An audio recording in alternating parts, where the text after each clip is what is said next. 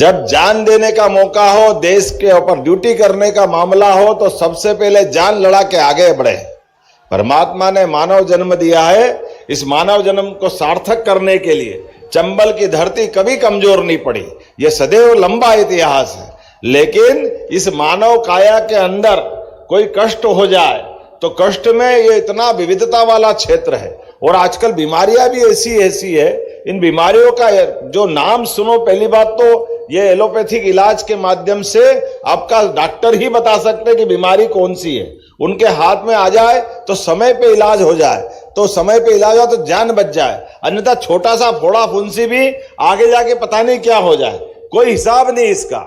मैं आप rotary club के माध्यम से और माननीय नरेंद्र सिंह जी भाई साहब के माध्यम से सच में मैं धन्यवाद देता हूं। भाई साहब, आपने अपने क्षेत्र के लिए जोरदार अभिनंदन करो। एक ऐसे क्षेत्र के लिए, अच्छे में तो सब अच्छा कर लेते हैं, लेकिन जहां चुनौतियां हैं, और उससे बढ़कर के गर्मी का समय एक तरह से प्रारंभ हो गया है, और देश भर के कहां से आपने चिकित्सक जुटाए हैं, और ये 8 दिन लगातार चलने वाला है। हमारे यहाँ एक तरह से मेहमान भी है, इनको चुनौती भी है। इनको मरीज भी देखना, उनका इलाज भी करना है, और मुरैना की गर्मी को भी सहन करना है। यह जोरदार अभिनंदन करो हमारे देश भर से ऐसे बड़े बड़े डॉक्टर, जिनको अगर हम मिलने जाओ तो बड़ी मुश्किल से वो 2-2, 4-4 महीने बाद टाइम देंगे। उसके बाद भी उनकी अपनी बहुत सारी कठिनाइयां हैं, लेकिन ऐसे अभाव के बावजूद भी उनके मन की संकल्प शक्ति के भरोसे से वो आज हमारे बीच, वास्तव में जिस दिन डॉक्टर बनते हैं उस दिन मानव सेवा का संकल्प लेते हैं। चिकित्सक बनना ये मामूली बात नहीं, लेकिन चिकित्सा के क्षेत्र में आकर के हर आदमी के मन में, उसके मन में विश्वास बनाए रखना कि हाँ, कोई कितना भी बीमार क्यों ना हो जाए, हमने भगवान को नहीं देखा लेकिन डॉक्टर समान आपको जरूर देखा कि हाथ लगाओ तो ये उम्मीद रहती कि अब मैं बच जाऊंगा, अब मुझे कोई परेशानी आने वाली नहीं। जो व्याधि बाधा है वो सारी बाधाएं निकल जाएगी। ऐसे में ये पूरे आयोजन प्रयोजन के लिए कितने प्रकार से लोग जुटाए हैं, कौन सा वो क्षेत्र छोड़ा है, सब कुछ जोड़ा है। हर एक प्रकार के बीमारों के लिए जिस प्रकार से आपने आंकड़ा दिया है कि ये जो आज मरीज आए, ये पहली बार नहीं आए, इसकी अपने आप में चयन किया गया है। अलग अलग प्रकार के बीमारों को उनकी अपनी बीमारी के आधार पर सबका अपना अलग प्रकार से एक कैटेगरी बनाई, और चयन करने के बाद आज दोबारा जब लोग छांट के 5000 के आसपास मरीज बुलाए गए, और 5000 मरीज में से भी जो आंकड़ा दिया है 3388 का, यह छोटा आंकड़ा नहीं है, बहुत बड़ा आंकड़ा है। लेकिन उनके लिए भी सब प्रकार की प्रबंधन करने के साथ जिनका यहाँ ऑपरेशन हो सकता है, इलाज हो सकता है, मार्गदर्शन दे सकते हैं, वो सब कुछ करने को तैयार है। और लगातार जिनका यहाँ नहीं होगा और बड़े स्थान पे जाना पड़े वहां ले जाएंगे, और उससे आगे भी कहीं जाना हो वहां ले जाएंगे। लेकिन भाई साहब, माननीय तनखा जी, माननीय भाई साहब को तो मालूम है, हमारी सरकार ने भी बीमारों को लेकर के कई सारे प्रयोग किए हैं। कई प्रकार के हमारे अपने, पहले तो जब से हमारी सरकार का गठन हुआ, हमारे यहाँ जाने अनजाने जो भी कुछ हुआ पुराने समय में, हेल्थ डिपार्टमेंट अलग, मेडिकल एजुकेशन अलग, 2 अलग अलग मंत्री अलग अलग प्रकार से चलाते थे।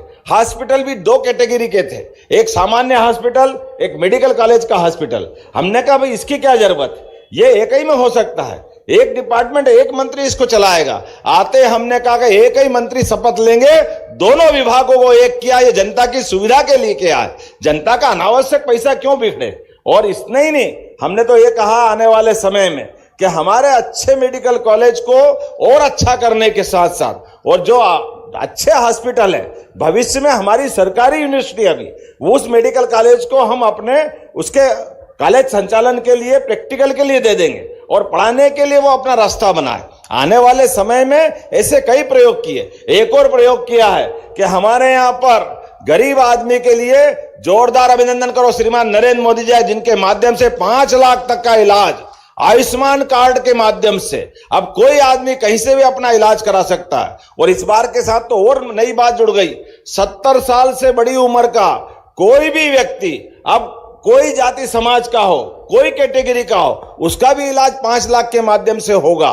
तो हमने तय किया हमारी सरकार बनने के बाद कि हमारा राज्य भौगोलिक दृष्टि से बहुत बड़ा है, और ऐसे में मरीजों के लिए कई बार ऐसी घटना होती है कि उसकी जान बचाने के लिए कुछ और बड़ी जगह पहुंचाना पड़ता है। जो हम मुरैना में इलाज नहीं हो सकता उसको हो सकता दिल्ली पहुंचाना पड़े। अभी 2 दिन पहले एम्स के भोपाल के अंदर ही हमारे एक डॉक्टर का हार्ट संबंधी परेशानी आई और वहां के लोगों ने कहा कि इसको तुरंत पहुंचाना पड़ेगा मद्रास, अन्यथा समय नहीं रहेगा। वो प्रोफेसर थे। हमने कहा तुरंत, हमारी सरकार ने तय किया, एयर एम्बुलेंस की व्यवस्था हमारे राज्य में कर दी गई है। अब किसी की जान के लिए कोई खतरा आएगा, हमारी तरफ से एयर एम्बुलेंस की सुविधा उसको मिलेगी ताकि योग्य जगह पहुंचा करके उसकी जान बचाई जा सके। इसलिए केवल एयर एम्बुलेंस हवाई जहाज में नहीं, हेलीकॉप्टर से भी की गई। मुझे एक उदाहरण बताना चाहूंगा। सुबह पति पत्नी पन्ना के अंदर घूमने निकले, रिटायर्ड खनिज ऑफिसर थे वो, और अचानक पीछे से ट्रक आता है और जो एक सज्जन जा रहे थे, उनकी पत्नी थोड़ी पीछे थी, एक टक्कर लगती उसके पैर के ऊपर से ट्रक निकल जाता है। अब जान के लाड़े पड़े। पटना कोई इतना बड़ा स्थान नहीं, कोई बड़ा हॉस्पिटल नहीं। ये जानकारी हमारे पास आई कि कैसे भी करके उसको बचाना है, तो हमने वहां एयर एम्बुलेंस हेलीकॉप्टर से भिजवाई, उसको उठा करके 1 घंटे के अंदर भोपाल लाए और परमात्मा की दया से इसका फर्क पड़ा कि 1 घंटे के अंदर उसको हमने इलाज के लिए पहुंचा दिया। उनका भले ही पैर काटना पड़ा, लेकिन जान बचाने में हम सफल हुए। हमको लगता हमारी पूरी योजना सफल हो गई। ये जो एयर एम्बुलेंस की जो सामान्य व्यवस्था है, जिसने आयुष्मान कार्ड बना लिया उसको 1 पैसा नहीं लगेगा। ये सारी व्यवस्था हम फ्री कर रहे हैं। जब मैं आज यहाँ इस शिविर की बात कर रहा हूं, तो अब जैसा माननीय तनखा साहब से भी पूछ लिया, माननीय नरेंद्र सिंह जी भाई साहब से भी पूछ लिया, आप यहाँ तो ऑलरेडी ब्लड बैंक है, इसलिए ब्लड बैंक के लिए अगर नहीं होती तो मैं यहीं से घोषणा करता। लेकिन मुझे बताया गया कि आंखों के लिए फेको मशीन की जरूरत है, वो यहां नहीं है, तो मैं शासन की ओर से फेको मशीन दिलाने के लिए, ताकि आंखों से संबंधित कोई भी बीमारी होगी तो वो इसका इलाज कर पाए। आने वाले समय में ऐसे कई और कामों के लिए भी जब भी जरूरत पड़ेगी, मुरैना के लिए हम तत्पर रहेंगे। मेरी अपनी ओर से पूरे आयोजन के लिए बहुत बहुत बधाई। भारत माता की जय। धन्यवाद।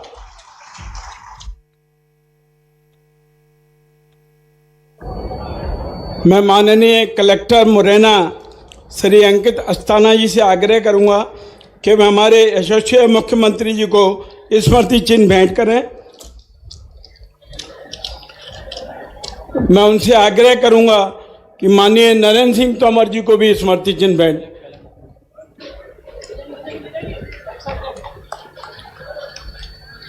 मैं अंकित अस्थाना जी से आग्रह करूंगा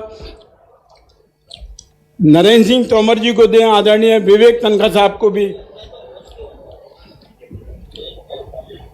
मैं उनसे आग्रह करूंगा आदरणीय नरेंद्र सिंह तोमर जी को भी स्मृति चिन्ह।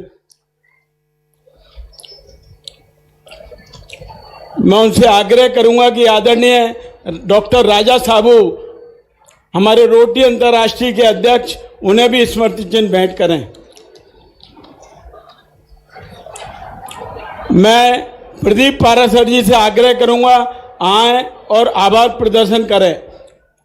1 मिनट और केवल आभार प्रदर्शन।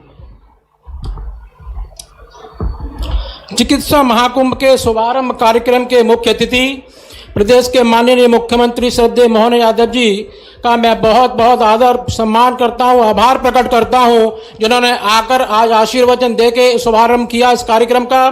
मैं माननीय विधानसभा अध्यक्ष, कार्यक्रम की आयोजन समिति के अध्यक्ष आदरणीय श्री नरेंद्र सिंह तोमर जी का बहुत बहुत आभार करता हूं, जिनके मार्गदर्शन में हम ये सफल काम कर पा रहे हैं। मैं आदरणीय राज्यसभा सदस्य माननीय विवेक तनखा जी का बहुत बहुत आभार व्यक्त करता हूं, जिनके सतत प्रयासों से ये कार्यक्रम हम कर पा रहे हैं। मैं आदरणीय सांसद सिमंगल सिंह जी, आदरणीय सांसद अशोक सिंह जी, सभी अतिथियों का और सभी चिकित्सकों का बहुत बहुत आभार करता हूं। जय हिंद, जय भारत। धन्यवाद आदरणीय मुख्यमंत्री जी और पूरे मंच का।